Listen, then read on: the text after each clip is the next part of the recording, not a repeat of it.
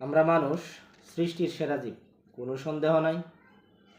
কিন্তু আমাদের কর্ম এত নিকৃষ্ট, একটা মানুষ সহজেই একটু স্বার্থের হেরফের হলে লোকটাকে ঘাড়ে ধরে, আবার যখন স্বার্থ অনুভব হয় তখন ওই লোকটারই প্রয়োজনে পায়ে ধরবে কেমনে স্বার্থ উদ্ধার করা যায়।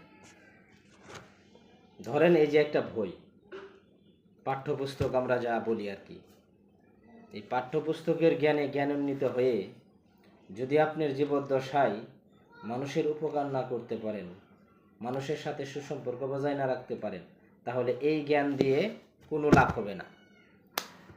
নৈতিক জ্ঞান থাকতে হবে। আমরা জানি শিক্ষার মূল উদ্দেশ্য হচ্ছে মূল্যবোধ সৃষ্টি।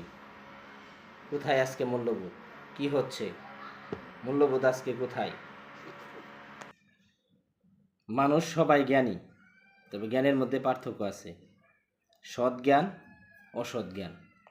ফেরাউন কিন্তু কম জ্ঞানী ছিল না, যে নিজেকে ক্ষুধা দাবি করছিল, নাউজুবিল্লাহ। তাই মানুষও এরকমই, দুই প্রকৃতির মানুষ আছে, ভালো মানুষ, খারাপ মানুষ। যে মানুষটা নিজে কোনো খারাপ কাজ করে তার মনের ভিতরে একটু আত্মসূচনা বা আত্মতৃপ্তি, যাই বলি না কেন, অনুশোচনা বোধ জাগ্রত না হয়, সে আর মানুষ থাকে না, সৃষ্টির নিকৃষ্টতম প্রাণীতে পরিণত হয়।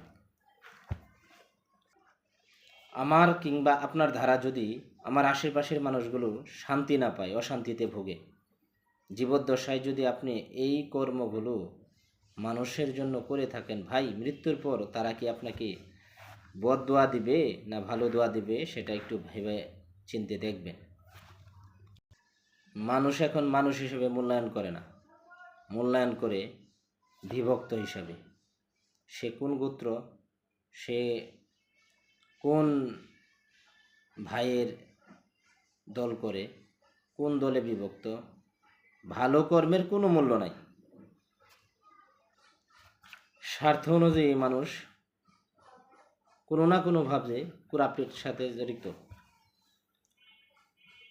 একজন কৃষক যদি সঠিকভাবে তার কৃষিকাজ সম্পাদন করে বা কৃষিকাজ করে থাকে, নিঃসন্দেহে প্রশংসা দাবিদার।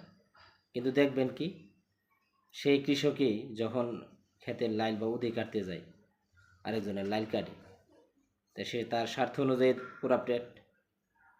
তেমনি আমরা প্রত্যেকেই কোনো না কোনোভাবে করাপশনের সাথে জড়িত। যতদিন না পর্যন্ত আমাদের মনের মধ্যে, বিবেকের মধ্যে এইসব বাধা বিপত্তি না আসবে, ততদিন আমরা নিজেকে মানুষ বলতে পারি না। আমরা সবাই মানুষ।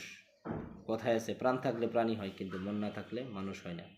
নৈতিক জ্ঞানটা যার মধ্যে নাই, সে অন্ততপক্ষে আর যাই কিছু হোক সম্মানী ব্যক্তি হতে পারবে না। ধন্যবাদ, সবাই ভালো থাকবেন। সকলের প্রতি ভালোবাসা রইল। আশেপাশের মানুষের সাথে সৌহার্দ্যপূর্ণ সম্পর্ক বজায় রাখুন, কেননা আপদ বিপদে ওই মানুষগুলি সবার আগে দাঁড়াবে।